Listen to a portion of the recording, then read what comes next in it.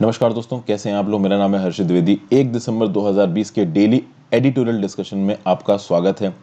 पहला आर्टिकल जो हम यहाँ पे डिस्कस करने वाले हैं वो the perils of deregulated imperfect agri markets. देखिए, जिस लेवल पे फार्मर प्रोटेस्ट हो रहे हैं अभी पंजाब, हरियाणा, कुछ हद तक उत्तर प्रदेश के इलाकों में, सेंट्रल गवर्नमेंट में जो लोग बैठे हैं ना वो हिल गए हैं। उनको आइडिया नहीं था कि इस लेवल के प्रोटेस्ट भी हो सकते हैं। अब यहाँ पे एक जो मेजर मुद्दा है इन प्रोडक्ट्स का कि एपीएमसी की जो बादशाहत थी उसको कहीं ना कहीं सरकार यहाँ खत्म करने की कोशिश कर रही है प्राइवेट मंडी खोल के। तो ये जो farmers produce trade commerce promotion and facilitation act है, इसके चलते क्या ऐसी प्रॉब्लम हो रही। देखिए, एपीएमसी में जितनी गलतियां निकाली जा रही हैं, क्या सच में एपीएमसी उतनी ही गलत है? इस चीज को खंगाला गया है। और नए मंडियां आने से क्या होगा, इस चीज में कुछ बातें बताई गई हैं। तो एपीएमसी कितनी गलत है, कितनी सही है, और एपीएमसी की बादशाहत को खत्म करके क्या होगा, 3 से 4 पॉइंट्स इंपॉर्टेंट है, आपको बताऊंगा। नेक्स्ट है misguided policy that cuts deep into patient safety. Recently एक न्यूज आई थी कि भैया आयुर्वेदा के पोस्ट ग्रेजुएट्स को सर्जरी करने की परमिशन देगी सरकार। अभी ये न्यूज गलत है, ये स्टेप गलत है सरकार का, ऐसा बोल रहे हैं डॉक्टर जॉर्ज थॉमस। ये ऑर्थोपेडिक सर्जन है जो कि चेन्नई में प्रैक्टिस करते हैं, पहले फॉर्मर एडिटर भी थे Indian journal of medical ethics के। इनके बारे में बात करेंगे। फिर भैया विंटर वरीज, छोटा सा आर्टिकल है। कोविड-19 विंटर्स में पहले ही पता था कि फैल सकता है, कुछ कुछ स्पाइक्स देखने को मिले हैं हमको selected parts of the country, खासकर दिल्ली में। तो यहाँ पे साफ तरीके से सेंटर स्टेट के साथ कोऑर्डिनेट करके कुछ स्पेशल मेजर्स लेके आना चाहता है। नई होम मिनिस्ट्री की गाइडलाइंस इशू हुई है ताकि विंटर चेक किया जा सके, विंटर में जो कोविड-19 का फैलाव वो चेक किया जा सके। इसका एक मेन वजह ये है क्योंकि सरकार को लग रहा है कि इतना लंबा लॉकडाउन लग गया, इकोनॉमी बिल्कुल नीचे चली गई है, तो कहीं विंटर में कोविड-19 बढ़ने चक्कर में फिर से हमें लॉकडाउन न लगाना पड़ जाए। ठीक है, इसीलिए बस कुछ खास देखिए इसमें स्टैटिस्टिक नहीं बताए हैं, बस यही स्टैटिस्टिक्स बता रखे हैं कि धीरे धीरे इकोनॉमी रीओपन कर रही है। रूरल हिंटरलैंड्स में कोविड-19 जा रहा है, तो सरकार का यह टारगेट है कि स्टेट गवर्नमेंट्स के साथ डिस्कस करके अगर लॉकडाउन लगाना भी है तो स्टेट गवर्नमेंट सेंट्रल गवर्नमेंट से डिस्कस करके लगाए। सेंट्रल गवर्नमेंट की पूरी मदद है। तो यही सब बातें यहाँ पे बता रखी हैं, कुछ अलग से डिस्कस करने लायक है नहीं इधर। फिर बात करते हैं क्लोवर टू पनिशमेंट। देखिए, यहाँ पे तहावुर राणा का रोल है दोस्तों। अगर आप 26/11 के अटैक्स की बात करिए तो उसमें एक पर्सन था डेविड हेडली।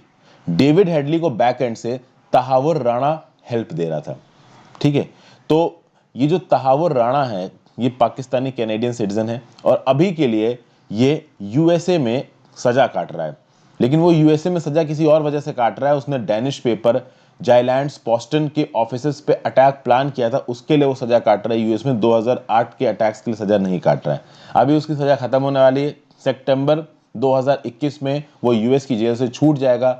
उसके बाद हो सकता है उसको एक्स्ट्राडाइट करके इंडिया में लाया जाए।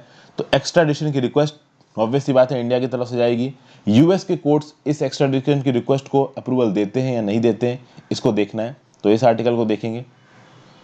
फिर यहाँ पे रिकैलिब्रेटिंग इंडिया नेपाल टाइज का आर्टिकल है, रिपीटेड न्यूज है तो मैं अलग से डिस्कस नहीं कर रहा हूं इसको। Is a persons address public information. एक पर्सन का एड्रेस पब्लिक इंफॉर्मेशन है या नहीं है, कभी किसी और वीडियो में इसको डिस्कस करूंगा, आज समय नहीं है डिस्कस करने का। यहाँ पे एक और इंपॉर्टेंट आर्टिकल आया, moving forward in base areas, इसको हम लोग डिस्कस करेंगे। छत्तीसगढ़ में बहुत से डिस्ट्रिक्ट माओइज्म से अफेक्टेड है। उनमें से आप कह सकते हो कि बहुत से डिस्ट्रिक्ट्स में 45 सेंट्रल आर्म्ड पुलिस फोर्सेस की बटालियंस को डिप्लॉय किया गया है। अराउंड 14 जो माओस अफेक्टेड डिस्ट्रिक्ट्स हैं, सब में तो नहीं पर ज्यादातर में 45 सेंट्रल आर्म्ड पुलिस फोर्सेस की बटालियंस को डिप्लॉय किया गया। ये जो ज्यादातर है साउथ बस्तर वाला जो इलाका है वहां पे इनको डिप्लॉय किया गया है। लेकिन ऑथर यही बोलने की कोशिश कर रहा है, इतने हैवी डिप्लॉयमेंट के बाद भी बहुत से ऐसे इलाके बचते हैं जहां पे सीआरपीएफ को डिप्लॉय नहीं किया गया है। बहुत से अच्छी चीजें होंगी इन सीआरपीएफ को डिप्लॉय होने से। तो भैया अगर सीआरपीएफ डिप्लॉय हो जाता है तो किस हद तक इन जगहों में जहां पे मॉइज्म का दबदबा है वहां के लोगों की जिंदगी को सुधारा जा सकता है। क्योंकि ये जो मॉइस्ट है ना, इनका ट्राइबल लोगों के ऊपर जोर है। अभी जोर सच में दिल से है कि दिल से लोग इनको सपोर्ट करते हैं या फिर इन लोगों ने डरा धमका के सपोर्ट ले लिया है, वो नहीं पता है। लेकिन छत्तीसगढ़ में मॉइस्ट के साथ डील करने के लिए रिसेंटली जो सीआरपीएफ की बटालियंस को डिप्लॉय करने की बात की गई है साउथ बस्तर रीजन में एंटी मॉइस्ट ऑपरेशन के लिए, उसके लिए एक न्यूज है, इस न्यूज़ को भी मैं आपके साथ डिस्कस करूंगा। तो आगे बढ़ने से पहले फ्रेंड्स, वीडियो पे लाइक का बटन, अगर अब तक आपने चैनल को सब्सक्राइब नहीं किया है तो कर लीजिए। मेरे द्वारा बनाई गई और वीडियोस को देखने के लिए आप चैनल पे ज्वाइन बटन दबा के मेंबर भी बन सकते हैं, हेल्प भी कर सकते हैं। इंस्टाग्राम पे फॉलो कर लीजिए, आपकी जेन्युइन डाउट्स के जवाब दूंगा। टेलीग्राम ग्रुप ज्वाइन कर लीजिए, वहां पे आपको मेरी लेक्चर की पीडीएफ मिल जाएगी। तो भाई, the perils of deregulated imperfect agri markets, the farm acts were legislative misadventures while much more is needed to address genuine fears of farmers। देखिए भाई, इस बार जो अपोजिशन हुआ है ना फार्म एक्ट को, भैया गवर्नमेंट को यह अंदाजा ही नहीं था कि इस लेवल का अपोजिशन हो सकता है। हिल गए हैं जो लोग पावर्स में बैठे हैं दिल्ली में, कहीं ना कहीं बार बार प्रधानमंत्री मोदी जी और जो भी बीजेपी की पार्टी के कार्यकर्ता हैं, स्पोक्स पर्सन है, वो बार बार फार्मर्स को बोल रहे हैं कि देखिए ये बिल मिडिलमैन को हटाने के लिए है, ये बिल आपको ज्यादा चॉइसेस देने के लिए है, एपीएमसी में आपका शोषण होता था, कोई मिडिलमैन बीच में नहीं होगा। लेकिन कहीं ना कहीं फार्मर्स यहाँ पे गवर्नमेंट की बात को मानने के लिए तैयार ही नहीं है। फार्मर्स बोल रहे हैं कि नहीं आप उल्लू बना रहे हो, ये सब कुछ नहीं है। अब यहाँ पे हम लोग बात करते हैं एक पर्टिकुलर फार्म बिल की, जिसका नाम है farmers produce trade and commerce promotion and facilitation act 2020 FPTC act. अगर देखिए याद रख सके तो बढ़िया है, क्योंकि जब फार्म बिल से रिलेटेड आप आंसर्स लिखोगे, अगर पूरे एक्ट का नाम आपको याद होगा तो एक अलग ही इंप्रेशन पड़ेगा। आप केवल 3 फार्म बिल्स लिख दोगे तो ऑब्वियसली बात है चीजें, क्योंकि एसेंशियल कमोडिटीज एक्ट हो गया, एक एफपीटीसी एक्ट हो गया, तीसरा एक्ट हो गया। इन एक्ट में स्पेसिफिक क्या क्या चीजें हैं, अगर इस तरीके से आप क्वेश्चंस को आंसर को टेकअप करोगे तो ऑब्वियसली बात एग्जामिनर को लगेगा कि आपको काफी कुछ आता है। चलिए, एफपीटीसी एक्ट सरकार लेके आई है और बोल रही प्राइवेट मंडियां खुलेंगी। एपीएमसी जो मंडी है उसकी बादशाह तो खत्म करने की बात की गई है, और एक इंपॉर्टेंट एजम्पशन लिया गया है इस एफटीटीसी एक्ट में कि ये जो एपीएमसी मंडियां है ना, ये रूरल इलाकों में मोनोपोली लेके आएंगी। अब इस ऑथर यहां पे बोल रहा है कि ये जो एफपीटीसी का एजम्पशन है कि ये एपीएमसी मंडियां रूरल इलाके में मोनोपोली लेके आएंगी, ये गलत है, ये सही नहीं है। क्योंकि अगर आप ऑफिशियल डाटा देखो तो आपको पता चलेगा कि पैडी और वीट के लिए, पैडी के लिए 29% और वीट के लिए 44%, केवल 29% of the wheat and 44% of the wheat harvest is sold in a mandi. मतलब जो टोटल चावल होता है, पैडी होता है, उसका 29% मंडी में जाता है और टोटल वीट का 44% मंडी में जाता है, और लगभग 49% of paddy and 36% of the wheat is sold either to a local private trader or to an input dealer. आप बोलोगे इनपुट डीलर क्या होता है, तो देखिए, जब फार्म धान को लगा रहा होता है तो उसको बहुत सी सीड्स खरीदनी पड़ती हैं, टेक्नोलॉजिकल इनपुट लेना पड़ता है, तो वो इनपुट डीलर से लेता है। तो इनपुट डीलर से भी उसकी कई बार सांठ-गांठ हो जाती है कि ठीक है भाई, जब तुम्हारी क्रॉप उग जाएगी तो मुझे बेच देना। तो भैया 49% ऑफ चावल, 36% ऑफ वीट गेहूं, ये भैया लोकल प्राइवेट ट्रेडर खरीद लेते हैं या इनपुट डीलर खरीद लेते हैं। तो एक मेजर चंक इनके प्रोड्यूस का प्राइवेट ट्रेडर इनपुट डीलर के पास चला जाता है, मंडी पहुंच ही नहीं पाता है। तो मंडी के ऊपर सारा बिल फाड़ना सही नहीं है। पहली बात तो आखिर यहां पे ये बोल रहा है। इंडिया में अक्सर कर ऐसा होता है कि फार्मर्स मजबूर होते हैं मंडियों से बाहर अपना सामान बेचने के लिए। अब इसका वजह क्या है? पहली वजह तो इसकी ये है कि इंडिया में इनफ मंडी है ही नहीं। अगर आप 1976 की बात करिए तो इंडिया में 4145 लार्ज मार्केट्स थे और एक मार्केट कवर करता था 775 स्क्वायर किलोमीटर का इलाका। अभी 775 स्क्वायर किलोमीटर का इलाका मतलब बहुत बड़ा इलाका। अरे भाई, 775 स्क्वायर किलोमीटर के एरिया में कोई किसान है और एक ही एपीएमसी मंडी, आप अंदाजा लगा लीजिए उसके लिए कितनी प्रॉब्लम हो जाएगी। सोचिए, एक पर्सन एक जगह पे गेहूं उगा रहा है, उस गेहूं को उसको 200-250 किलोमीटर दूर लेके जाना है, वो कैसे लेके जाएगा? कितना मुश्किल काम है, कितना तो उसका खर्चा ही हो जाएगा। नेशनल कमीशन ऑन एग्रीकल्चर ने यह रिकमेंडेशन दी थी कि हर इंडियन फार्मर के पास ये सहूलियत होनी चाहिए कि वो मंडी तक पहुंच जाए अपनी कार्ट में 1 घंटे के अंदर। अरे अपनी कार्ट तो भाई कितनी ही तेज चलेगी, और घंटे भर कार्ट ज्यादा 5 से 10 किलोमीटर का डिस्टेंस कवर कर पाएगी, और यहाँ पे 775 स्क्वायर किलोमीटर एक मंडी कवर कर रही है, तो प्रॉब्लमेटिक है चीजें। तो ओवरऑल ये बोला गया कि जो एवरेज एरिया सर्व्ड बाय अ मंडी है ना, ये 80 स्क्वायर किलोमीटर होना चाहिए, ना कि 1976 का 775 स्क्वायर किलोमीटर। तो बोला गया कि कम से कम मंडी को बढ़ा के 41,000 तक करिए। लेकिन 2019 में कितनी मंडियां ऑपरेट कर रही हैं? 6,630 मंडी ऑपरेट कर रही है, और एक मंडी के अंदर 463 स्क्वायर किलोमीटर का इलाका है। ओके, एक गवर्नमेंट कमेटी ने 2017 में ये रिकमेंडेशन दी थी कि भैया इंडिया में कम से कम 10,130 मंडियां तो होनी ही चाहिए। इससे कम तो बिल्कुल ही नहीं चलेगी, लेकिन 2019 तक 6,630 मंडियां आई हैं। तो ओवरऑल ये बोल देना कि एपीएमसी में धांधली होती है, एपीएमसी में सारा गड़बड़ काम होता है, वो गलत है। बहुत सारा सामान एपीएमसी मंडी के बाहर ही बिक रहा है ऑलरेडी। ओके, उसके बाद आपको पता है कि हमारे देश के जो ज्यादातर फार्मर्स हैं वो स्मॉल एंड मार्जिनल फार्मर्स हैं, उनके पास स्मॉल मार्केटेबल सरप्लस है। देखिए, इकोनॉमीज ऑफ स्केल पे जब आप काम करते हो, इकोनॉमीज ऑफ स्केल का मतलब क्या हो गया कि भाई आपके पास एक बहुत बड़ा लैंड है, आपके पास मॉडर्न इक्विपमेंट्स हैं, ट्रैक्टर हैं, सब कुछ है, और आपने भाई एक बड़े स्केल पे क्रॉप को प्रोड्यूस किया और उसको बेचा। तो जब आप एक बल्क प्रोड्यूसर हो और आप चीज़ों को बेचते हो तो आपको काफ़ी प्रॉफिट होता है। बट इंडिया में ऐसा नहीं है। इंडिया में 1.5 से 2 मैक्सिमम 2.5 हेक्टेयर के लैंड है ज़्यादातर फार्मर्स के पास। बहुत सारे फार्मर्स तो डेली वेज कर रहे हैं, उनके पास लैंड ही नहीं है। तो ऐसे केसेस में अपने 1.5 से 2 हेक्टेयर वाले लैंड के ऊपर जितना भी उन्होंने धान पैदा किया है, उसको लेके वो मंडी तक पहुंचे 100, 150, 200 किलोमीटर का डिस्टेंस कवर करके, तो ट्रांसपोर्ट कॉस्ट ही इतनी आ जाएगी जितना उसका प्रॉफिट नहीं होगा। और इसीलिए ये फार्मर्स क्या कहते हैं कि अपने विलेज के ही किसी लोकल ट्रेडर को ये अपने हार्वेस्ट को बेच देते हैं बहुत ही कम दामों में। और प्राइवेट मंडीज भी मान लीजिए अगर इन एपीएमसीज को रिप्लेस कर देती है, तो भी ये जो फार्मर्स है ना, वो ना एपीएमसी मंडी में जाएंगे जहां पे अभी हो जा रहे हैं, ना वो प्राइवेट मंडी में जाएंगे, वो उन्हीं ट्रेडर्स को बेचेंगे जो कि विलेज में आके उनसे धान खरीद रहे हैं। ठीक है ना? तो बस यही बात है दोस्तों, तब तक चीजें नहीं हो सकती जब तक इकोनॉमी ऑफ स्केल ना हो, जब तक एक फार्मर एक मेजर लेवल पे क्रॉप प्रोड्यूस करके ना बेच रहा हो, और वो तो पॉसिबल ही नहीं है भाई। जनरेशंस में जो लैंड है वो बच्चों के अंदर बढ़ता चला गया। तो पहले फार्मर के पास मान लो 100 बीघा होता होगा, भाई 2 बच्चे हो गए 50 बीघा, एक बच्चे के 3 हो गए तो 17 बीघा, तो बीघा बढ़ते चले गए। तो आज की डेट में 1.5 से 2 ही मैक्सिमम है हेक्टेयर्स ऑफ लैंड फार्मर्स के पास। तो जब इतना कम आपके पास लैंड है, इकोनॉमी ऑफ स्केल हो नहीं सकता। आप कार्ट में भर के सामान मंडी तक लेके जाओगी नहीं, चाहे वो एपीएमसी मंडी हो चाहे प्राइवेट मंडी हो, चूंकि ले जाने आने का खर्चा बहुत हो जाएगा, तो आप गांव के ही किसी प्राइवेट ट्रेडर को बेच दोगे। तो इस बार पे भी सब इस बेसिस पे बोला जा रहा है कि ये जो एपीएमसी मंडी के ऊपर बिल फाड़ रहे हो सही नहीं है। दूसरा एक मोस्ट इंपॉर्टेंट चीज, the freedom to sell outside mandis already exist in many states. बहुत से स्टेट्स ने ऐसे नियम कानून बना रखे हैं, फॉर एग्जाम्पल बिहार, जहां पे आप एपीएमसी मंडी के बाहर बेच सकते हैं। 18 स्टेट्स ने प्राइवेट मार्केट बनाने की परमिशन दी है। एपीएमसी के बाहर आप प्राइवेट मार्केट्स बना सकते हैं, ये स्टेट्स ने परमिशन दी है। 19 स्टेट्स ने अलाउ किया है the direct purchase of agriculture produce from farmers. 13 states have allowed the establishment of farmer market outside the APMC.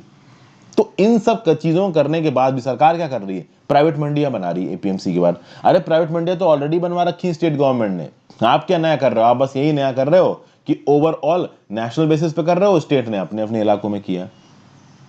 और इतना कुछ करने के बाद भी स्टेट गवर्नमेंट के बाद कि भैया 13 स्टेट्स ने फार्मर मार्केट्स एपीएमसी के बाहर खुलवा लिए, 19 स्टेट्स ने अलाउ कर दिया कि भैया कंपनियां डायरेक्ट परचेज कर सकती हैं एग्रीकल्चर प्रोड्यूस फ्रॉम फार्मर्स।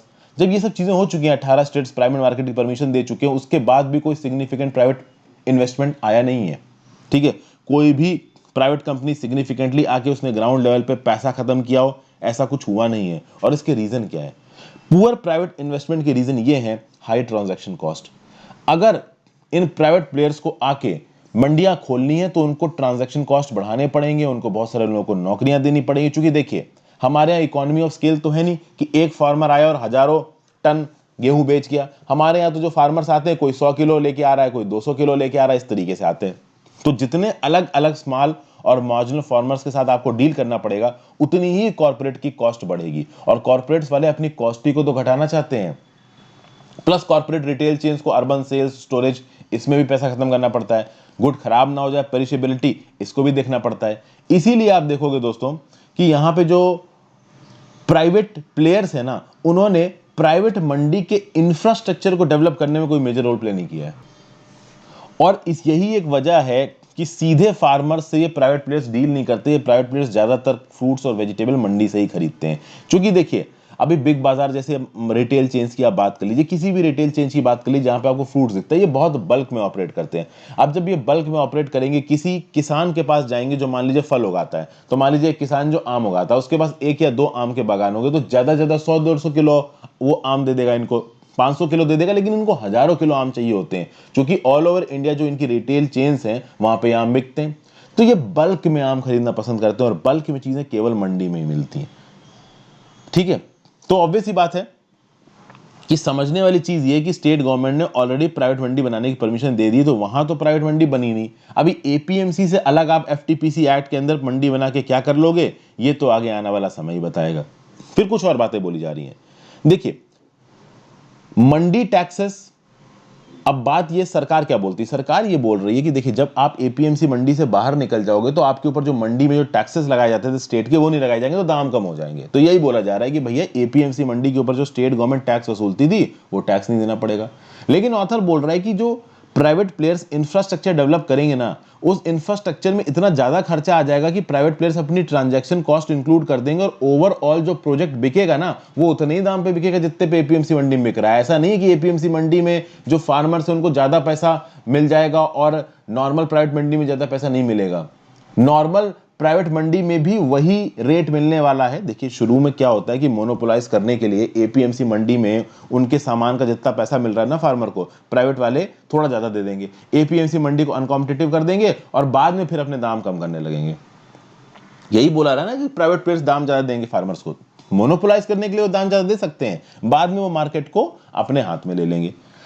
तो ये सब बातें दोस्तों यहां पे बोली जा रही। तो ओवरऑल एपीएमसी के ऊपर बिल फाड़ देना और प्राइवेट को अच्छा बता देना सही नहीं है।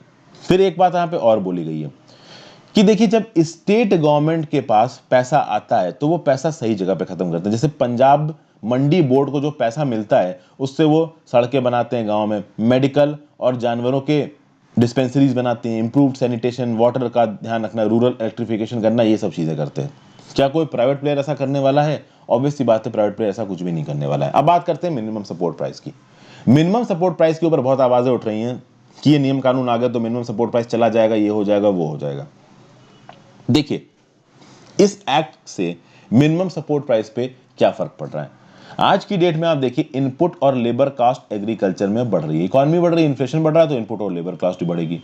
अभी इनपुट और लेबर कॉस्ट को काउंटर करने के लिए आपको एमएसपी बढ़ानी पड़ेगी, मिनिमम सपोर्ट प्राइस बढ़ानी पड़ेगी। अब मिनिमम सपोर्ट प्राइस पे रेगुलर रिवीजन होता है, बट सरकार ने जिस पेस पे मिनिमम सपोर्ट प्राइस को बढ़ाया है, महंगाई उससे ज्यादा पेस पे बढ़ रही है, इनपुट कॉस्ट और लेबर कॉस्ट उससे ज्यादा पेस पे बढ़ रही है। तो कहीं ना कहीं सरकार ने पिछले 6 सालों में एमएसपी के बढ़ाने के रेट को धीमा ही रखा है।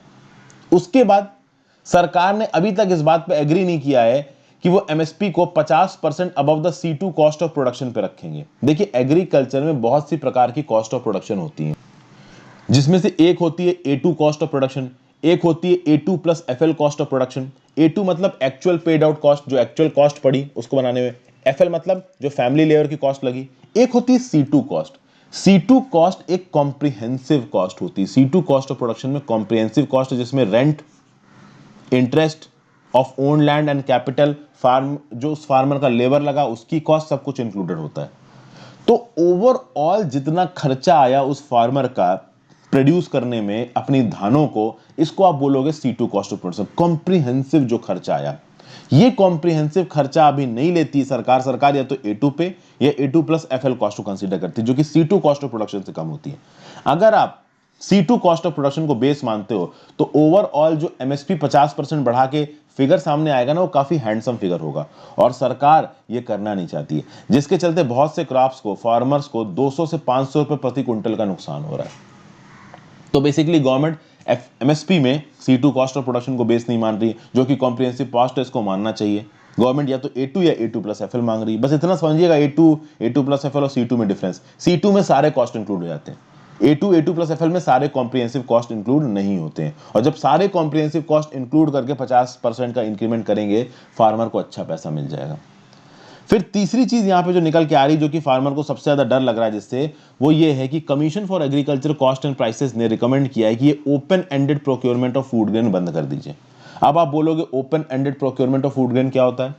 तो देखिए कोई किसान ने मान लीजिए 500 किलो चावल उगाया और वो 500 किलो चावल लेके वो एपीएमसी मंडी में पहुंचा। जब वो एपीएमसी मंडी में पहुंचेगा, बस ये चेक किया जाएगा कि उसके 500 किलो चावल की क्वालिटी कैसी है। अगर उसकी क्वालिटी सही है, उगाने के कुछ समय के अंदर वो उसको मंडी में ले आया है, तो सरकार को उसका धान खरीदना ही खरीदना है। इसको बोलते हैं open ended procurement of food grains, यानी कि फार्मर जितना फूड ग्रेन लेके आ चुका है, अगर उसकी फूड ग्रेन की क्वालिटी सही है, एक लिमिटेड टाइम में है, तो उसको सरकार को खरीदना ही खरीदना है।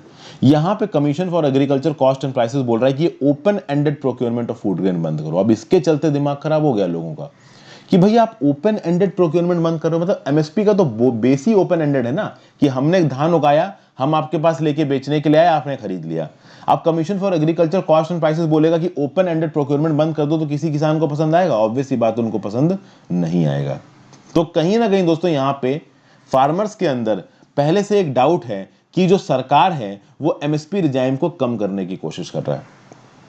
ओके, और बस फार्मर्स की एक ही यहां पे डिमांड है कि चलो आप प्राइवेट मंडी खोल रहे हो, हम मान लेते हैं आप प्राइवेट मंडी खोलो, लेकिन आप स्टैट्यूटरी लॉ बनाओ एमएसपी को। लेकिन सरकार कभी भी एमएसपी को एक स्टैट्यूटरी लॉ नहीं बनाएगी, क्योंकि बहुत सारे स्ट्रैटेजिक जो ऑब्जर्वर्स, उनका ये बोलना है कि ये सारे तरीके डिवाइस इसलिए किए जा रहे हैं कि आगे आने वाले समय में एपीएमसी के ये एमएसपी की इस प्रैक्टिस को खत्म किया जा सके। हालांकि ऑन पेपर्स तो यही बोला गया कि एमएसपी कभी खत्म नहीं होगा, बट इनडायरेक्टली यही समझ में आ रहा है कि एपीएमसी को खत्म करने की चाल है। तो यहां पे अब कुछ सॉल्यूशंस बताए गए। सॉल्यूशंस क्या हैं? मतलब गवर्नमेंट और फार्मर्स के बीच में जो इश्यूज चल रहे हैं, इनको सॉल्व करने का सॉल्यूशन यही है कि पहली बात तो इंडिया में आप मंडी की डेंसिटी को बढ़ाइए, मंडी के इंफ्रास्ट्रक्चर को अच्छा करिए, पब्लिक डिस्ट्रीब्यूशन सिस्टम को यूनिवर्सलाइज करिए। ये सब बातें बताई गई हैं। आपको केवल ज्यादा मंडी नहीं बनानी है, आपको अच्छी मंडी बनानी है और उनको नेशनल ई ट्रेडिंग प्लेटफॉर्म से लिंक करना है। खैर ये सब चीजें तो सरकार भी करने की कोशिश कर रही है। यूनिफाइड नेशनल लाइसेंसेस होना चाहिए ट्रेडर का, तो मतलब एक सेंट्रलाइज पोर्टल होना चाहिए पूरे देश के लिए, वहां पे एक ही लाइसेंस इशू हो ट्रेडर्स को। लेकिन ऑब्वियसली बात है वो फेडरलिज्म के कॉन्सेप्ट के अंदर चला जाएगा, फिर से बोला जाएगा कि सेंट्रल गवर्नमेंट इंटरफेयर कर रही है। तो ये सब बातें दोस्तों बोली गई हैं। और ये जो फार्मर्स एजिटेट कर रहे हैं, इनको एंटी नेशनल बोल देना, इनको खालिस्तानी बोल देना, ये सही नहीं है, ये बहुत गलत अप्रोच है। लॉन्ग टर्म में ये डेंजरस हो जाएगी। फार्मर्स तो अपने राइट्स के लिए लड़ेंगे ही लड़ेंगे, इसमें उनको खालिस्तानी बोलना दिस इज नॉट राइट। फिर आगे बात करते हैं, a misguided policy that cuts deep into patient safety. यहां पे इस न्यूज के बारे में बात की जा रही है कि भैया आयुर्वेदा के पोस्ट ग्रेजुएट डॉक्टर्स को आप सर्जरी करने की परमिशन दे रहे हो। Now that is actually a problem. यहां पे मैंने कोई टेक्स्ट इंक्लूड नहीं किया, यहां पे बस मैं आपको एक कहानी की फॉर्म में चीजों को समझाऊंगा। डॉक्टर साहब यहां क्या बोल रहे हैं? डॉक्टर साहब ये बोल रहे हैं कि सर्जरी एक ऐसी ब्रांच है जिसमें जब कोई डॉक्टर घुसता है तो वो इंटेंस ट्रेनिंग के बाद घुसता है, और बिना इंटेंस ट्रेनिंग के अगर सर्जरी जैसे फील्ड में कोई डॉक्टर घुसा तो उसके लॉन्ग टर्म इंपैक्ट बहुत खतरनाक और डिजास्टर्स हो सकते हैं। सर्जरी एक इंटरडिसिप्लिनरी एंडेवर है जिसमें आपको काट पीट के अंदर के ऑर्गन को सही करना है, तो कहीं ना कहीं ओवरऑल मेडिकल साइंस और मेडिकल फील्ड की जानकारी आपको होनी चाहिए। ओके, तो एक वेल ट्रेन्ड जो सर्जन होगा उसको यह पता होगा कि एक हेल्दी ह्यूमन बॉडी का स्ट्रक्चर क्या है और एक डिजीज वाली ह्यूमन बॉडी का स्ट्रक्चर क्या है। यहां पे केवल एक ब्रांच ऑफ मेडिसिन नहीं है, बहुत सारी ब्रांच ऑफ मेडिसिन आपस में लगी होंगी। तो जो सर्जन बनता है ना, वो पहले किसी एक एक्सपर्ट के अंदर बहुत लंबे समय तक सर्जरी को प्रैक्टिस करता है और फिर वो इंडिविजुअली सर्जरीज करता है। तो बहुत साल लग जाते हैं एक मेडिसिन ग्रेजुएट को सर्जरी में अपने आप को स्टैब्लिश करने में। और यहां पे अगर आप ये बोल दो कि भाई नहीं, हम आयुर्वेदा डॉक्टर्स को भी सर्जरी की परमिशन दे देंगे, तो ये लॉन्ग टर्म में उतना अच्छे वाला हो नहीं। देखिए सर्जरी में बहुत सारी चीजें होती हैं। एक चीज होती है क्लिनिकल जजमेंट। क्लिनिकल जजमेंट मतलब एक पर्सन की सर्जरी करनी है कि नहीं करनी, मतलब उस पर्सन की बॉडी अभी इतनी हेल्दी है कि उस पर सर्जरी की जा सके। पहली बात तो सर्जन को यह परफॉर्म करना है। दूसरी बात, जब सर्जरी हो रही होती है दोस्तों, तो कई बार ऐसी सिचुएशंस आ जाती हैं जो कहीं पे डॉक्यूमेंटेड नहीं होती हैं। तो ऐसी सिचुएशंस के लिए आपकी मेडिकल साइंस की बेसिक नॉलेज बहुत अच्छी होनी चाहिए। उस समय पे इमरजेंसी में आपको डिसीजन लेना पड़ेगा। उस समय पे आप भड़बड़ा गए या आपके पास इनएडिक्वेट नॉलेज है तो पेशेंट की जान भी जा सकती है। ओवरऑल दुनिया भर की बात की जाए या यूनाइटेड स्टेट्स की बात की जाए, यूनाइटेड स्टेट्स में 4000 सर्जिकल एरर्स होते हैं हर साल, जिसके चलते जानें भी चली जाती हैं। तो कहीं ना कहीं सर्जरी वाला ये जो फील्ड है दोस्तों, इसमें कोई शॉर्टकट नहीं है। कई सालों की ट्रेनिंग के बाद ही सर्जरी, सेफ सर्जरी करने के लिए एक पर्सन एलिजिबल हो पाता है। ओके, तो जैसा कि मैंने बताया, देखिए ऐसा तो पॉसिबल है नहीं कि भाई कोई एक मेडिसिन ग्रेजुएट है वो उसको सारे फील्ड की जानकारी होगी, लेकिन सर्जरी करने के लिए आपको मेडिकल फील्ड्स के सारे फील्ड, मतलब मेडिकल साइंस में सारे फील्ड की एक बेसिक जानकारी तो होनी चाहिए। क्योंकि जब आप काटते पीटते हो पेशेंट की बॉडी को तो उसके अंदर फंक्शंस किस तरीके से काम कर रहे हैं इसका आइडिया होना बहुत ज़्यादा ज़रूरी है, किसी इमरजेंसी में आप इस चीज़ को कर पाओ। अब इसको रिलेट कैसे किया जा रहा है आयुर्वेदा से। आयुर्वेदा, आप मेडिकल साइंस में इन्वॉल्व है आयुर्वेदा, नो डाउट, बट उस हद तक इन्वॉल्व नहीं है जिस हद तक जरूरी है सर्जरी करने के लिए। अगर आयुर्वेदा डॉक्टर्स को कभी भी फ्यूचर में सर्जरी करनी है तो कहीं ना कहीं पूरी मेडिकल साइंस वाली ट्रेनिंग पढ़ाई उनको करनी पड़ेगी। तो मेडिकल साइंस वाली ट्रेनिंग और पढ़ाई छोड़ के सिर्फ आयुर्वेदा के दम पे वो शल्य चिकित्सा कर लें, सर्जरी कर लें, ये पॉसिबल देखिए है नहीं। एंशिएंट इंडिया में बहुत से ऐसे एग्जाम्पल्स मिलते हैं जहां पे आयुर्वेदा डॉक्टर्स ने सर्जरी की है, लेकिन ऑथर बोलते हैं कि वो एग्जाम्पल्स बहुत ही, आप कह सकते हैं, इमरजेंसी बेसिस वाले थे। आज की डेट में मेडिकल साइंस इतनी प्रोग्रेस कर गई है कि हमारे पास ऑप्शंस अवेलेबल हैं। उस एंशिएंट जमाने में ऑप्शंस अवेलेबल नहीं थे, तो लिमिटेड ऑप्शंस में आपको काम करना पड़ता था। आज की डेट में बहुत से ऑप्शंस अवेलेबल हैं। तो ये सब बातें यहाँ पे बोली जा रही हैं। तो ट्रेडिशनल मेडिकल सिस्टम्स को अडॉप्ट करना पड़ेगा आयुर्वेदा को, अगर कभी भी आयुर्वेदा के ग्रेजुएट्स को ये सोचना है कि वो सर्जरी कर पाएंगे। अभी के लिए आयुर्वेदा के ग्रेजुएट्स की जिस प्रकार की पढ़ाई होती है, मॉडर्न मेडिकल केयर उनको उतनी नहीं पता है। हालांकि मेडिसिन में, हेल्थ केयर वर्कर्स के फील्ड में आयुर्वेदा डॉक्टर्स बहुत प्रोएक्टिवली इन्वॉल्व हैं, और कहीं ना कहीं जो मेडिकल पर्सनल्स ग्राउंड पे रूरल एरियाज में काम करते हैं वो आयुर्वेदा पर्सनल्स ही हैं। बट इसका मतलब ये नहीं है कि वो सर्जरी कर सकते हैं। ये बात डॉक्टर जॉर्ज थॉमस कह रहे हैं। मतलब इनका सिंपल व्यू पॉइंट है कि आयुर्वेदा के जो प्रैक्टिशनर्स हैं वो सर्जरी नहीं कर सकते।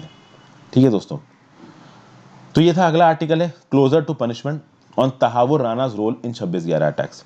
यहां पे क्या बोला जा रहा है, देखिए 12 साल बीत चुके हैं मुंबई के टेरर अटैक्स को। 26 से 29 नवंबर 2008 में टेरर अटैक हुए, तो 2020 हो गया है, 12 साल हो चुके हैं।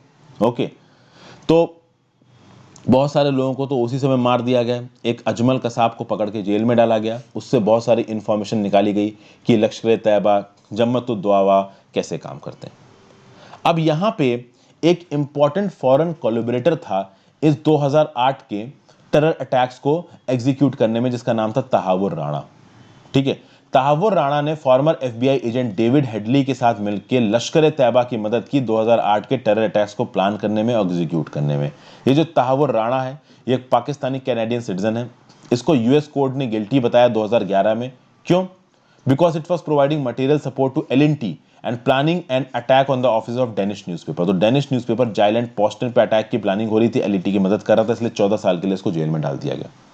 हेडली की बात की जाए तो हेडली का तो साफ साफ पता चल चुका था कि भाई, पहली बात तो हेडली फॉर्मर एफबीआई एजेंट है। हेडली का साफ साफ पता था कि 2008 के जो अटैक हुए इंडिया के ऊपर उसमें ये इन्वॉल्व है। तो हेडली ने यूएस प्रोसिक्यूटर्स के साथ एक डील साइन करी और अपने आप को यूएस की जेलों में 35 साल के लिए बंद करवा लिया। वो इंडिया आना ही नहीं चाहता था, क्योंकि उसको पता था इंडिया आया तो फांसी पे चढ़ूंगा, बहुत ही बुरे हालात होंगे, और इंडिया की जेलों की हालत ही बहुत खराब है, तो उसने बोला यूएस की जेल में ही रह लूंगा। ओके, तो हेडली को तो 35 साल के लिए जेल में डाल दिया गया, वो अभी भी जेल में ही है। राणा को US charges of involvement in 2008 terror attacks, यानी 2008 जो टेरर अटैक्स हुए थे इंडिया में, उन चार्जेस से एक्सोनरेट कर दिया गया राणा को। तहव्वुर राणा को यूएस में बोला गया कि ठीक है भाई, 2008 टेरर अटैक्स के लिए आप ये रिस्पॉन्सिबल नहीं हो, लेकिन ये जो आपने डेनिश पब्लिकेशन पे अटैक किया इसके लिए हम आपको जेल में डाल रहे हैं। तो इसको 14 साल की जेल में डाल दिया गया तहव्वुर राणा को। तहव्वुर राणा को जब 14 साल की जेल में डाला गया, उसके बाद इलिनॉइस की एक कोर्ट ने उसकी सजा को कम किया। कम्यूटेशन समझते हैं ना, सजा को कम करना। तो कम करने के बाद अब सुनने में आ रहा है कि सितंबर 2021 में तहव्वुर राणा को छोड़ दिया जाएगा, क्योंकि उसको जेल में कोविड-19 हो गया है। तो अब सुनने में आ रहा है कि जब सितंबर 2021 में यूएस में इसकी सजा खत्म हो जाएगी तो राणा तहव्वुर को इंडिया में एक्स्ट्राडाइट करके लाया जा सकता है। राणा ने क्या किया था? अकॉर्डिंग टू हेडली ने अपने बयान में बोला कि राणा ने उसकी मदद की थी एक इमिग्रेशन फर्म को खोलने में मुंबई में, और ये एक इमिग्रेशन फर्म एक एक्सटर्नल फ्रंट था जिसके थ्रू टारगेट्स को सर्वे किया लश्कर तैयबा ने। मतलब अटैक से पहले इस बात को आइडेंटिफाई किया डेविड हेडली ने जमीन पे घूम के कि कहां पे ये अटैक किए जाएंगे। तो एक एक्स्ट्राडिशन मेमोरेंडम फाइल किया गया है यूएस प्रोसिक्यूटर्स द्वारा कैलिफोर्निया की डिस्ट्रिक्ट कोर्ट में, जहां पे राणा का जो रोल था आपके 2008 के टेरर अटैक्स में उसके बारे में बात की गई। ये बताया गया कि कॉन्स्पिरेसी में राणा इन्वॉल्व था, उसको नॉलेज थी कि भाई 2008 में ऐसे कुछ टेरर अटैक्स होने वाले हैं, और कहीं ना कहीं हेडली की उसने मदद की थी इन टेरर अटैक्स को करवाने में। इसलिए यहाँ पे यूएस कोर्ट के पास इनफ रीजन है कि वो परमिशन दे सकते हैं कि तहावुर राणा को एक्स्ट्राडाइट किया जाए इंडिया को पनिशमेंट फेस करने के लिए। और खास बात दोस्तों यहाँ पे ये भी है, अजमल कसाब को जो पकड़ के हमने 4 साल तक रखा और उसके बाद उसको फांसी पे चढ़ाया, कहीं ना कहीं इससे हमको फायदा हुआ है। क्या फायदा हुआ है? अजमल कसाब ने इस बात को एक्सपोज किया है कि किस हद तक पाकिस्तानी इस्टेब्लिशमेंट इन्वॉल्व है इन टेररिस्ट ऑर्गेनाइजेशन के साथ। और कहीं ना कहीं अजमल कसाब द्वारा दी गई इंफॉर्मेशन ने लश्कर तैयबा और जैश ए मोहम्मद जैसे ग्रुप्स के काम करने के तरीके को, मोडस ऑपरेंडी को इंडियन फोर्सेस के सामने लेके आया है। और कहीं ना कहीं इस मोडस ऑपरेंडी को टारगेट करके एफएटीएफ को रिपोर्ट दी इंडिया ने, और इंडिया की इन रिपोर्ट्स को कंसीडर करते हुए भी एफएटीएफ ने डिसीजन लिया है कि पाकिस्तान को ग्रे लिस्ट में रखेंगे। ऑलमोस्ट ब्लैक लिस्ट करने पे आ गया था पाकिस्तान, हालांकि चाइना और बाकी कंट्रीज, टर्की जैसी कंट्रीज उसकी इतनी मदद कर रही हैं कि अब तक वो ब्लैक लिस्ट हुआ नहीं है। पाकिस्तान किस हद तक टेररिस्ट को मदद देने में इन्वॉल्व है, ये इस बात से पता चलता है कि हाफिज सईद, जो कि लश्कर तैयबा का चीफ है, 26/11 अटैक का मेन मास्टरमाइंड है, वो डेविड हेडली ने भी हाफिज सईद का नाम लिया है, अजमल कसाब ने भी हाफिज सईद का नाम लिया है। इन दोनों के नाम लेने के बावजूद हाफिज सईद के खिलाफ पाकिस्तानी स्टेट ने कोई भी एक्शन नहीं लिया, बस जेल में ठूस रखा है, और जेल भी 5 स्टार जेल है। अब अगर राणा का एक्सट्रेडिशन इंडिया में होता है तो काफी अच्छी चीज है। देखिए, तहव्वुर राणा के एक्सट्रेडिशन से 2008 के मुंबई अटैक्स को आप मत जोड़िए, जो कि मुंबई अटैक्स को हुए काफी समय हो गया है। तहव्वुर राणा के अरेस्ट होने से पाकिस्तान का ये जो टेरर मॉड्यूल है, ये जो टेरर एस्टैब्लिशमेंट है, ये कैसे काम करता है, इस चीज के बारे में हमें जरूर कुछ इंपॉर्टेंट इंफॉर्मेशन मिल सकती है। तो इस लाइट में हमें ये देखना चाहिए कि हाँ भाई, तहव्वुर राणा को इंडिया में एक्स्ट्राडाइट करके लाना चाहिए। फिर बात करते हैं अगले आर्टिकल की। Moving forward in base areas, there are many advantages in deploying additional security forces in Chhattisgarh to tackle the Maoist. Union government ने बोला है 5 और बटालियंस को डिप्लॉय करेंगे। किसकी बटालियंस को? सीआरपीएफ की बटालियंस को छत्तीसगढ़ में एंटी मॉइस्ट ऑपरेशन को बढ़ाने के लिए। कहां पे? साउथ बस्तर रीजन में। साउथ बस्तर रीजन एक ऐसा रीजन है जहां पे मॉइस्ट प्रेजेंस ज्यादा है और सिक्योरिटी फोर्सेस की प्रेजेंस थोड़ी कम है। सेंट्रल आर्म्ड पुलिस फोर्सेस की बात की जाए तो भैया छत्तीसगढ़ में 45 से ज्यादा सेंट्रल आर्म्ड पुलिस फोर्सेस की बटालियंस ऑलरेडी डिप्लॉयड हैं, और वो 14 मॉइजम इफेक्ट डिस्ट्रिक्ट्स में डिप्लॉयड है। इन 14 में से जो 8 मॉइस्ट डिस्ट्रिक्ट्स हैं वो बहुत ज्यादा सीवियरली अफेक्टेड हैं। कहीं ना कहीं 22 स्टेट आर्म्ड बटालियंस भी डिप्लॉयड, यानी स्टेट गवर्नमेंट की जो पुलिस है, देखिए स्टेट गवर्नमेंट की जो पुलिस होती है ना, उस पुलिस में से कुछ स्पेशलाइज्ड बटालियंस बनाई जाती हैं जो कि मॉइस्ट इलाकों में डिप्लॉय की जाती है। तो सेंट्रल आर्म्ड पुलिस फोर्सेस भी डिप्लॉयड है, स्टेट की पुलिस की एक टुकड़ी भी डिप्लॉयड है। ओवरऑल कहीं ना कहीं छत्तीसगढ़ में मॉइस्ट की इंसर्जेंसी को रोकने के लिए काफी कुछ किया जा रहा है। तो सेंट्रल रिजर्व पुलिस फोर्स की एक स्पेशल ट्रेन फोर्स है जिसको आप बोलते हो कोबरा यूनिट, स्टेट गवर्नमेंट की special task force, district reserve guards, ये सब फॉरवर्ड इलाकों में, यानी एक्सट्रीम लेफ्ट विंग एक्सट्रीमिज्म वाले इलाकों में डिप्लॉयड हैं, कहीं ना कहीं मॉइस्ट एक्टिविटीज को रोकने के लिए। अब ये जो कुछ भी किया जा रहा है, ये किसके हिसाब से किया जा रहा है? सेंट्रल गवर्नमेंट की एक पॉलिसी है जिसका नाम है national policy and action plan. National policy and action plan on left wing extremism, इसके चलते सेंट्रल गवर्नमेंट ये सब डिसीजंस ले रही है। लेकिन इन डिसीजंस से ऑन ग्राउंड बहुत कुछ अच्छा होने वाला है दोस्तों। देखिए, पहली बात तो जितना डिप्लॉयमेंट हुआ उससे ज्यादा डिप्लॉयमेंट करने की जरूरत है, क्योंकि बस्तर डिस्ट्रिक्ट बहुत बड़ी डिस्ट्रिक्ट है और वहां पे ऐसे बहुत से इलाके हैं जहां पे मॉइज्म है और सिक्योरिटी फोर्सेज वहां पहुंची नहीं है, खासकर साउदर्न बस्तर का इलाका और अबुज हमाद करके एक इलाका है वहां पे। ये जो बेस एरियाज है मॉइस्ट के, यहाँ के लोगों के ऊपर ऑलरेडी ये मॉइस्ट की मिलिट्री फॉर्मेशन बहुत ज्यादा इन्फ्लुएंस एक्सरसाइज करती है। तो भैया देखिए, अब ये इन्फ्लुएंस, ये लोग अपनी मर्जी से सपोर्ट दे रहे हो मॉइज्म को, या मॉइज्म ने मार मार के इनको डरा डरा के काम कर दिया, वो नहीं पता। लेकिन ये जो नई बटालियंस है ये काफी फायदा कर सकती है ऑन ग्राउंड लोगों के लिए, एडमिनिस्ट्रेशन के लिए। पहला फायदा क्या है कि भैया ज्यादा एरिया सिक्योरिटी फोर्सेस के अंदर आ जाएगा। तो पहले जहां पे मॉइस्ट डोमिनेट करते थे वहां पे सिक्योरिटी फोर्सेस डोमिनेट करेंगी। तो जो मॉइस्ट पहले जितने बड़े इलाके में डोमिनेट करते थे, वो जो इलाका मॉइस्ट के कंट्रोल के अंदर था, उनके डोमिनेंस के अंदर, वो हो जाएगा छोटा। पहली चीज। दूसरी बात, अगर कोई अटैक होता है सिक्योरिटी फोर्सेस पे मॉइस्ट की तरफ से, तो मॉइस्ट भी इस बात पे जानते हैं कि तुम अटैक करके वापस नहीं जाओगे, ये आर्म्ड फोर्सेस वापस आएंगी तुम पे अटैक करने, और ये वापस आएंगी तो कितनी खतरनाक तरीके से वापस आएंगी ये पता ही है। उसके बाद जो इंटेंसिटी है वॉर की वो कम हो जाएगी, and the mobile war will come down to its basic guerrilla war. Guerrilla war और कन्वेंशनल वॉर में क्या फर्क होता है? देखिए, सीआरपीएफ की एक बड़ी टुकड़ी, मान लीजिए 100 की एक टुकड़ी, और मॉइज्म की 100-150 की एक टुकड़ी आमने सामने खड़ी एक दूसरे पर गोलियां चला रही, तो इसको आप बोल सकते हो कन्वेंशनल वॉर। वहीं पे एक चीज होती गोरिल्ला वॉर। गोरिल्ला वॉर मतलब कि 4-5 लोग आए, एकदम से छुप के आए, अटैक किया, भाग गए। तो ओवरऑल वॉर इंटेंसिटी कम होगी, कन्वेंशनल तरीके से लड़ने की बजाय गोरिल्ला वॉरफेयर वाली टेक्निक पे आ जाएंगे। मॉइस्ट की अगर बात करिए तो no doubt the number of Maoist is more, but हमारी सिक्योरिटी फोर्सेस की बात करिए तो जो गन्स और जो ट्रेनिंग है वो हमारी सिक्योरिटी फोर्सेस की ज्यादा है। तो in any case security forces का जो प्रेशर है वो इन मॉइस्ट के ऊपर बढ़ रहा है, और जैसे जैसे ज़्यादा सिक्योरिटी फोर्सेस डिप्लॉय की जाएंगी, उनका मूवमेंट ज़्यादा होगा, इंटेलिजेंट नेटवर्क भी ज़्यादा होगा, मॉइस्ट के ऊपर ज़्यादा कंट्रोल पा पाएंगे। उसके बाद दोस्तों सिक्योरिटी फोर्सेस के जब कैंप्स लगाए जाएंगे ना, इसके आसपास के विलेजेस पे बहुत अच्छे इफेक्ट आने वाले हैं। तो भैया बोरवेल्स डक किए जाएंगे, तो पानी के कुएं डक किए जाएंगे, तो उससे जो गांव वाले हैं वो पानी निकाल सकते हैं, उनके पास पानी कमी है, छत्तीसगढ़ एक ड्राई इलाका है। फिर हेल्थ सर्विसेज मिलेंगी, तो भैया सिक्योरिटी कैंप्स का मेडिकल स्टाफ है, ये मेडिकल स्टाफ केवल सीआरपीएफ के जवानों के लिए ही नहीं होगा, आसपास के गांव के लोग भी यहाँ पे आके दवाइयाँ ले सकते हैं, मदद मांग सकते हैं। ओके, और इन सब चीज़ों में कहीं ना कहीं डिस्ट्रिक्ट एडमिनिस्ट्रेशन भी इन्वॉल्व होकर फंड्स अवेलेबल कराएगा। फिर भाई जो डिसलोकेटेड फेयर प्राइस शॉप्स हैं, देखिए पूरे इंडिया में फेयर प्राइस शॉप्स यानी जहां पे पब्लिक डिस्ट्रीब्यूशन सिस्टम के थ्रू अनाज बांटा जाता है, ये चलाई जाती हैं, पूरे देश में चलाई जाती हैं। लेकिन मॉइज्म यानी मॉइस्ट ने अपने इलाकों में इन फेयर प्राइस शॉप्स को बंद करवा दिया, इन पब्लिक डिस्ट्रीब्यूशन सिस्टम वाले राशन वाली शॉप्स को बंद करवा दिया, जिसके चलते इन विलेजेस को राशन मिलना बंद हो गया। तो सिक्योरिटी फोर्सेस के आने से जो फेयर प्राइस शॉप्स पहले चलती थी ये फिर से चालू हो जाएंगी, और अब विलेजर्स को लंबे डिस्टेंस नहीं जाना पड़ेगा अपने राशन को फेच करने के लिए, उनको पास में ही राशन मिल जाएगा।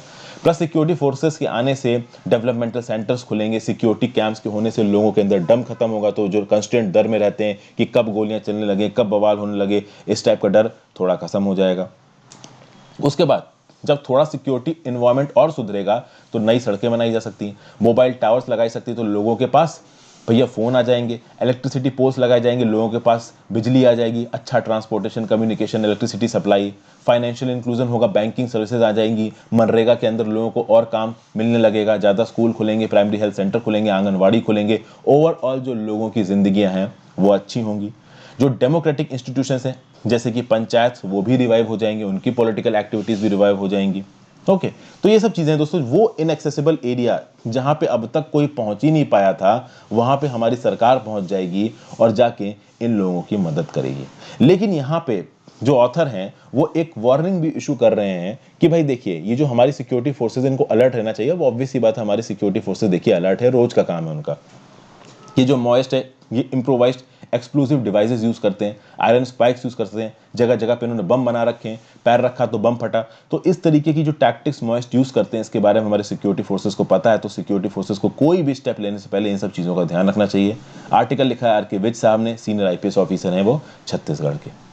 तो ये था आज का न्यूज एनालिसिस दोस्तों, आई होप आपको पसंद आएगा। जल्दी ही मैं शायद अनअकैडमी पे इंडियन एक्सप्रेस के न्यूज एडिटोरियल भी टेकअप करना शुरू करूं। तो जो लोग बोलते थे कि भाई इंडियन एक्सप्रेस की न्यूज नहीं मिल पा रही है सर, तो उनके लिए भी एक एक्स्ट्रा वीडियो बन जाएगी, तो द हिंदू भी हो जाएगा और इंडियन एक्सप्रेस भी हो जाएगा। Thank you for watching friends, have a great day, good bye.